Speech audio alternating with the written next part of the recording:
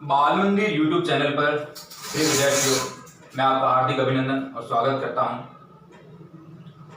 अभिप्रेरणा जो हमारा अध्याय चल रहा था उसमें हमने अभिप्रेरणा की विचारधारा के अंदर अभिप्रेरणा विचारधारा में मास्लो के आवश्यकता अनुक्रम को समझने का प्रयास किया था गत वीडियो के अंदर। उसमें मैंने ट्रिक और टैक्ट से आपको मास्लो के द्वारा जो अब्राहम एच मास्लो ने जो एक व्यक्ति की आवश्यकताएं बताई थी, 5 आवश्यकताएं बताई थी, उसको मैंने चित्र के रूप से त्रिभुज आकार की प्रणाली के आधार पर मैंने आपको समझाने का प्रयास किया था।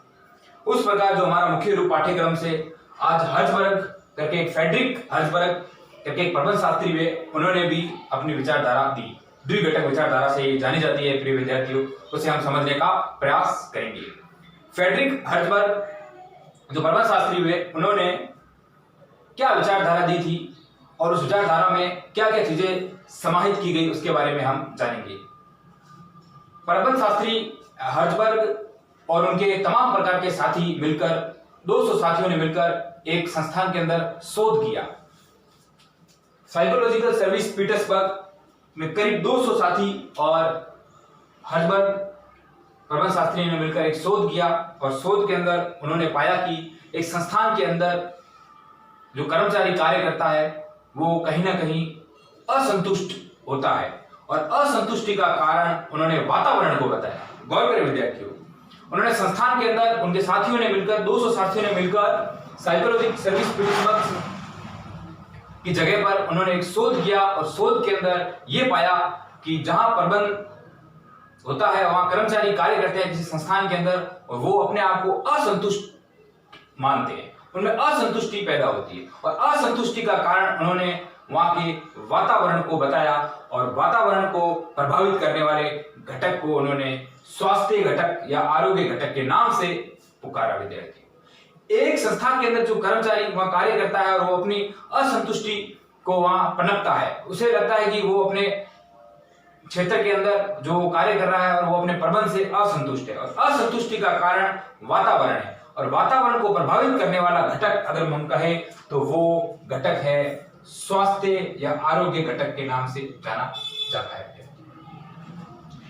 ये कर्मचारी इसमें इस स्वास्थ्य आरोग्य घटक के अंदर हर्ट्जबर्ग ने विभिन्न प्रकार की नीतियों को बताया और इसके अंदर जो व्यक्ति होता है, विद्यार्थी गौर करें, मेरे शब्दों को समझने का प्रयास करें। इसके अंदर जो व्यक्ति असंतुष्ट होता है और उन वातावरणीय घटकों को इनके अंदर स्वास्थ्य आरोग्य घटक कहा गया और उनके अंदर क्या क्या शामिल किया गया उन्हें हम पढ़ेंगे, मगर वो व्यक्ति अपनी असंतुष्टि से उभर तो पाएगा मगर वो अभिप्रेरित कभी भी नहीं हो सकता इस स्वास्थ्य आरोग्य घटक के अंदर।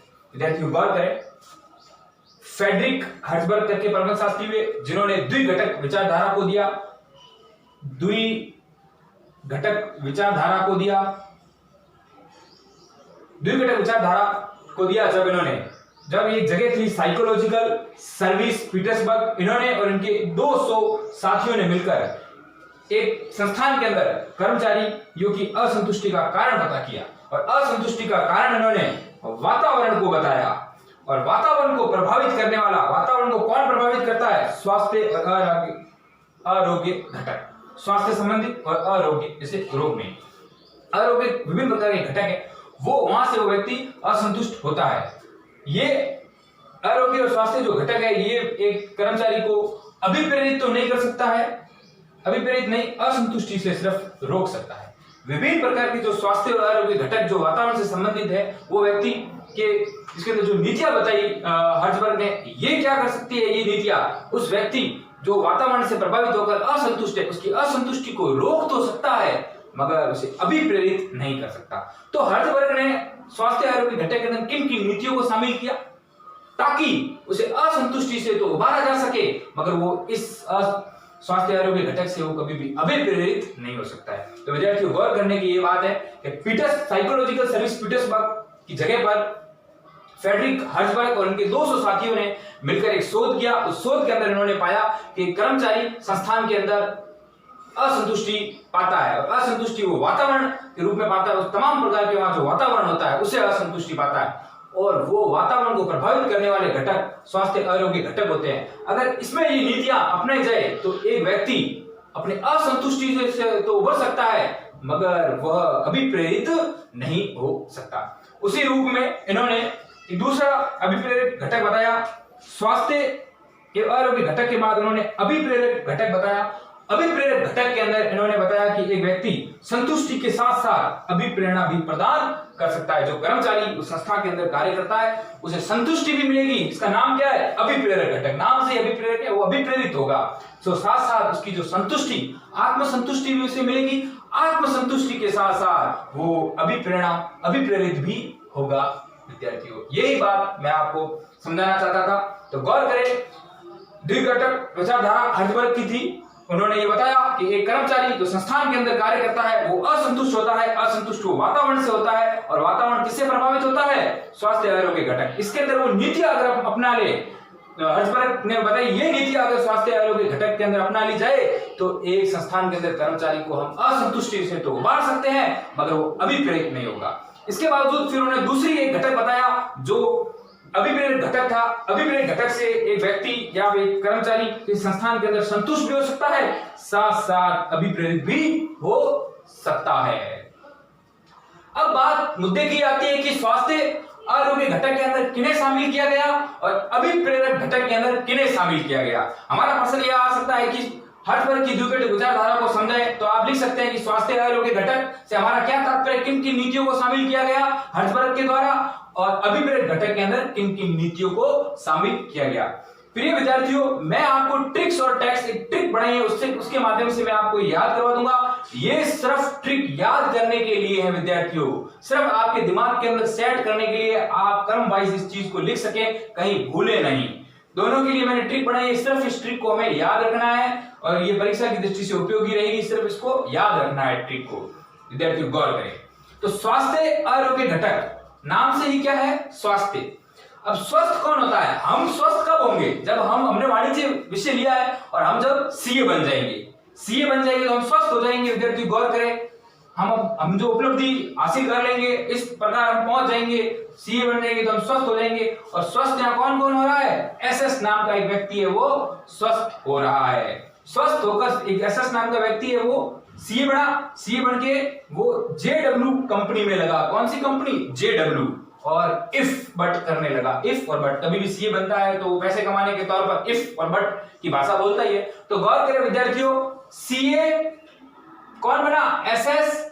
कौन सी कंपनी में लगा? जेडब्ल्यू। और इफ करने लगा, इफ बट। अब इसी से ही हम इन विभिन्न प्रकार के स्वास्थ्य आरोग्य घटक के अंदर क्या क्या नीतियों को अपनाया गया उन्हें हम याद करेंगे। तो सी से हमारा क्या मतलब है? स्वास्थ्य कौन? स्वास्थ्य हम कब होंगे? जब हम सीए बन जाएंगे। और सीए कौन बना है? एसएस नाम का एक व्यक्ति बना है और जेडब्ल्यू कंपनी के अंदर लगा है और इफ बट करने लगा। सिर्फ हमें यहाँ इफ याद रखना है। तो सी से मतलब है हमारा कंपनी पॉलिसीज। विद्यार्थियों गौर करें, इंग्लिश को याद रखते हुए हम हिंदी को आराम से लिख पाएंगे। कंपनीज पॉलिसी, सी से हमारा तात्पर्य। और कंपनी पॉलिसी को हिंदी में बोलते हैं संस्था की नीतियां। पॉलिसी का मतलब नीतियां होती है और कंपनी यानी एक संस्था।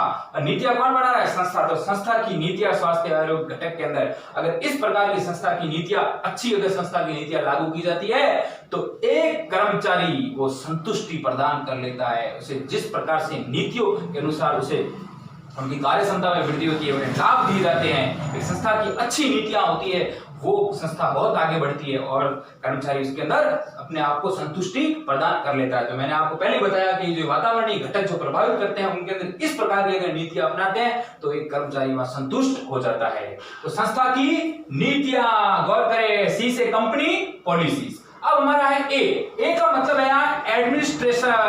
एडमिनिस्ट्रेशन का मतलब है संस्था का प्रशासन, वहां का प्रबंधक, वहां का मैनेजमेंट किस प्रकार से, वहां के विभिन्न प्रकार के जो बड़े बड़े अधिकारी उनका प्रशासन किस प्रकार से व्यवस्थित रूप से है।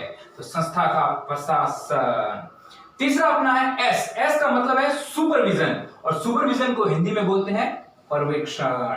यानी कि हर क्षेत्र के अंदर, हर कार्यालय के अंदर और हर समय और हर अंतराल के अंदर जा जाके पर्यवेक्षण करना, सुपरविजन करना, ये बहुत ही बड़ी अहम भूमिका रहती है ताकि कर्मचारी संतुष्टि प्रदान कर सके। तो एस का मतलब यहाँ क्या है? सुपरविजन। अगला एस है सैलरी और वेजेस। सैलरी का मतलब यहाँ वेतन और वेजेस का मतलब यहाँ मजदूरी। एक उचित वेतन उचित मजदूरी जब कर्मचारी को मिलती है तो वो अपने आप में संतुष्टि प्रदान करता है और अपने आप को संतुष्ट मानता है किसी संस्था में कार्य करने के प्रति। तो यहाँ सी का मतलब कंपनी पॉलिसी, ए का मतलब एडमिनिस्ट्रेशन, एस का मतलब सुपरविजन, गौर करें, और दूसरा एस का मतलब सैलरी वेजेस। ये एक क्रम वाइज मैंने सेट किया है ताकि आपको याद हो जाए। और यहाँ जे का मतलब है जॉब सिक्योरिटी यानी कि कार्य सुरक्षा। विद्यार्थियों, जो वहां व्यक्ति कार्य करता है उसे एक सुरक्षा चाहिए होती है, वो विभिन्न प्रकार की सुरक्षाएं पाता है और सुरक्षा पाता है तब वो अपने आप को संतुष्ट भी पाता है। विद्यार्थियों गौर करें, तो जॉब सिक्योरिटी का मतलब है कार्य की सुरक्षा, और डब्ल्यू यानी वर्किंग कंडीशन, कार्य की दशाएं। देखो विद्यार्थियों, पास है कार्य की सुरक्षा और कार्य की दशाएं किस प्रकार होगी, जॉब सिक्योरिटी और वर्किंग कंडीशन। डब्ल्यू से मतलब वर्किंग कंडीशन यानी कि वर्किंग का मतलब कार्य, कंडीशन का मतलब दशा है। और इफ का मतलब या आई का मतलब है इंटरपर्सनल रिलेशन यानी पारस्परिक व्यक्तिगत संबंध। सभी कर्मचारियों में, सभी वहां के अधिकारियों में किस प्रकार एक संबंध है, परस्पर कैसा संबंध है, आपस में एक मेलजोल का संबंध है, कैसा है, तो वो यहाँ गौर करना विद्यार्थियों। पारस्परिक और व्यक्तिगत संबंध से यहाँ हमारा तात्पर्य है इंटरपर्सनल रिलेशन। अंतिम रूप में अगर हम एस की बात करें तो फ्राइंज बेनिफिट, जिसे अनुषंगी लाभ कहा जाता है। जिस प्रकार कर्मचारी को अनुषंगी लाभ प्रदान होता है और वो अपने आप को संतुष्ट मानता है। तो गौर करें हमारी ट्रिक क्या थी विद्यार्थियों, ध्यान दें, हमारी ट्रिक क्या थी, सीए, एसएस, जेडब्ल्यू कंपनी और इफ। सी का मतलब यहां मैंने कंपनी पॉलिसी समझाया, संस्था की नीतियां। ए का मतलब है एडमिनिस्ट्रेशन समझाया, संस्था का प्रशासन। एस का मतलब है सुपरविजन समझाया, पर्यवेक्षण। और दूसरा एस का मतलब सैलरी और वेजेस समझाया यानी कि वेतन और मजदूरी। और यहां हमने जॉब सिक्योरिटी यानी कि कार्य की सुरक्षा, और डब्ल्यू का मतलब है वर्किंग कंडीशन यानी कि कार्य की दशाएं, और आई का मतलब है इंटरपर्सनल रिलेशन यानी कि पारस्परिक व्यक्तिगत संबंध, और एफ का मतलब है फ्रिंज बेनिफिट यानी कि अनुषंगी लाभ। विद्यार्थियों, इसी वीडियो के माध्यम से मैं आज के आज आपको याद करवा दूंगा, ये मेरा वादा है। आप गौर करके सुनने का प्रयास करें। तो हर्ट्जबर्ग की द्विघट विचारधारा के अंदर जो वातावरण से प्रभावित घटक होते हैं उनसे उभरने के लिए हर्ट्जबर्ग ने विभिन्न प्रकार की ये अवस्थाएं बताई, और ये अगर प्रणाली लागू होती है तो एक संस्था के अंदर कर्मचारी अपने आप को संतुष्ट प्रदान करता है। तो हमारा ट्रिक थी सीएएसएस, जेडब्ल्यू, इफ। अब हमारा जो दूसरा था जिससे व्यक्ति संतुष्टि के साथ साथ अपने आप को अभिप्रेरित भी होता है, वो है अभिप्रेरक घटक। अभिप्रेरक घटक की क्या ट्रिक है, देखो अभिप्रेरित, हम किससे अभिप्रेरित होते हैं, जब एक कोई अच्छे सफल पायदान पर चला जाता है उसे देखकर हम अभिप्रेरित होते हैं। तो हम गौर करें, यहाँ हम डॉक्टर से अभिप्रेरित होते हैं, तो डीआर का मतलब डॉक्टर। हम अगर कहीं बाहर जाते हैं तो अगर पुलिस वालों को देखते हैं तो पुलिस वालों से भी अभिप्रेरित होते हैं। तो आरपी है राजस्थान पुलिस, आरपी, और एनए ना, कोई कहता है कि हम अभिप्रेरित नहीं होते हैं पुलिस वालों से। तो गौर करें हमारा अभिप्रेरित किससे होना है, डॉक्टर से होना है, आरपी यानी पुलिस वालों से होना है राजस्थान पुलिस, और एनए ना, डॉक्टर, आरपी ना। गौर करें, अब हम इसे समझेंगे कि वास्तव में डी का मतलब क्या है।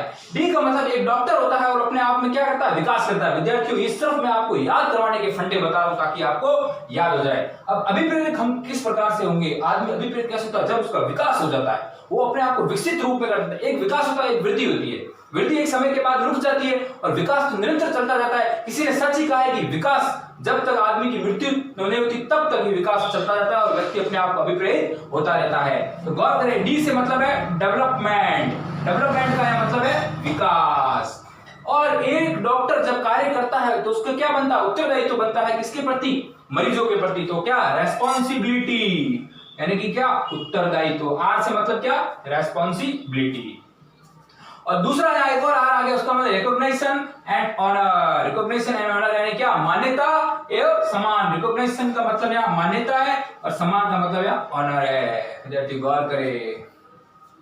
दूसरा अपना है पी। पी का मतलब है पर्सनल डेवलपमेंट।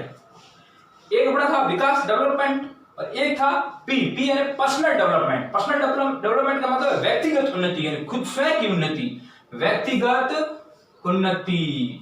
और लास्ट तीसरा है, सेकंड लास्ट है नेचर ऑफ जॉब, कार्य की प्रकृति। एन का मतलब है नेचर ऑफ जॉब यानी कार्य की प्रकृति क्या है, उससे भी आदमी विपरीत होकर आगे की ओर बढ़ता है। तो नेचर ऑफ जॉब। और लास्ट में है अचीवमेंट। विद्यार्थियों, एक आदमी अभिप्रेरित होकर अपने आप की उपलब्धियों तक पहुंचने का प्रयास करता है, तो ए से यहाँ है अचीवमेंट यानी उपलब्धि। गौर करें विद्यार्थियों, एक बार पुनः मैं आपको वापस ये याद करवा देता हूं कि हर्ट्जबर्ग की द्विघटक विचारधारा के अंदर अभिप्रेरित घटक के अंदर किन्हें शामिल किया गया। अभिप्रेरित कौन, किससे होना है? डॉक्टर आरपी रासन ना, लास्ट में बोला नहीं होना है, एन ए ना। तो डी से यहाँ मतलब है डेवलपमेंट का मतलब है विकास। आर से मतलब है रेस्पॉन्सिबिलिटी, डॉक्टर की रेस्पॉन्सिबिलिटी होती है उत्तरदायित्व। और आर से recognition and honour recognition and मान्यता, ऑनर यानी सम्मान। और पी से मतलब है पर्सनल डेवलपमेंट यानी व्यक्तिगत उन्नति। और एन से मतलब है नेचर ऑफ जॉब यानी कार्य की प्रकृति। और लास्ट में ए से मतलब अचीवमेंट यानी उपलब्धि। विद्यार्थियों, इस प्रकार फ्रेडरिक हर्ट्जबर्ग ने अपनी द्विघटक विचारधारा के अंदर स्वास्थ्य आरोग्य घटक और अभिप्रेरित घटक को सम्मिलित किया। विद्यार्थियों, मैं आपसे बात कर लेता हूं कि स्वास्थ्य आरोग्य घटक ये अपने आप में एक संस्था के अंदर बहुत बड़ी भूमिका निभाता है और ये संस्था को प्रभावशाली ये स्वास्थ्य आरोग्य घटक ही करता है। विद्यार्थियों, इसलिए महत्वपूर्णता किसे दी गई है? स्वास्थ्य आरोग्य घटक को एक महत्वपूर्णता दी गई है संस्था के अंदर, और इसलिए इसका नाम मेंटेनेंस फैक्टर बी रखा गया है। मेंटेनेंस फैक्टर बी इसका नाम रखा गया है। ये एक कर्मचारी की संतुष्टि तो प्रदान करवा सकता है, मगर किसी को अभिप्रेरित नहीं करवा सकता। ये भी हर्ट्जबर्ग ने ये बात कही थी। विद्यार्थियों, गौर करें। तो आज की इस वीडियो के अंदर हमने हर्ट्जबर्ग की द्विघटक विचारधारा को समझा। उसके अंदर हमने साइकोलॉजिकल सर्विस पीटर्सबर्ग स्थान पर फ्रेडरिक हर्ट्जबर्ग और उनके परमशास्त्री जो विभिन्न प्रकार के उनके साथी जो 200 साथियों ने मिलकर एक संस्था के ऊपर शोध किया, और शोध करके उन्होंने बताया कि कर्मचारी वहां असंतुष्ट होता है, असंतुष्ट वातावरण से होता है, और वातावरण किससे प्रभावित होता है? वो स्वास्थ्य आरोग्य घटक से होता है। और स्वास्थ्य आरोग्य घटक के अंदर किन नीतियों को शामिल किया जाए तो व्यक्ति को हम संतुष्टि या कर्मचारी को हम संतुष्टि प्रदान कर सकते हैं। उसमें हमने हमारी ट्रिक बनाई। स्वास्थ्य अगर स्वास्थ्य होना है तो हमें क्या बनना पड़ेगा? सीए कौन बन रहा है? एसएस कहां जा रहा है? जेडब्ल्यू कंपनी, जेडब्ल्यू में आई और इफ। तो सी का मतलब हमने यहाँ कंपनी पॉलिसी समझा, ए का मतलब हमने एडमिनिस्ट्रेशन समझा, प्रशासन, और एस का मतलब सुपरविजन, और दूसरे एस का मतलब हमने सैलरी और वेजेस समझा, और जे का मतलब हमने जॉब सिक्योरिटी समझा, डब्ल्यू का मतलब हमने वर्किंग कंडीशन समझा, आई का मतलब इंटरपर्सनल रिलेशन को समझा, एफ का मतलब फ्रिंज बेनिफिट को समझा। उसी प्रकार अभिप्रेरित किससे होना है? डॉक्टर से होना है, आरपी से होना है और ना होना है। डी का मतलब हमने यहाँ विकास डेवलपमेंट से समझा, आर का मतलब हमने रेस्पॉन्सिबिलिटी से समझा, और दूसरे आर का मतलब रिकॉग्निशन एंड ऑनर से यानी कि हमने मान्यता और सम्मान से समझा, और पी का मतलब हमने यहाँ पर्सनल डेवलपमेंट हमने स्वयं की जो उन्नति यानी व्यक्तिगत उन्नति को समझा, और एन से मतलब नेचर ऑफ जॉब कार्य की प्रकृति को समझा, और ए से मतलब अचीवमेंट यानी उपलब्धि को समझा। प्रिय विद्यार्थियों, इस ट्रिक को आप अपनी कॉपी में उतार लेना, और ये सब हमें याद रखने के तौर पर याद रखनी है, सिर्फ समझने के लिए। फिर आप अपने आप सबसे पॉइंटों को आप लिख लेना, ये कॉपी में शॉर्ट नोट्स बनाएं ताकि आपको बहुत भविष्य में आगे फायदा रहेगा। अगले वीडियो में और विचारधारा हम पढ़ेंगे। धन्यवाद।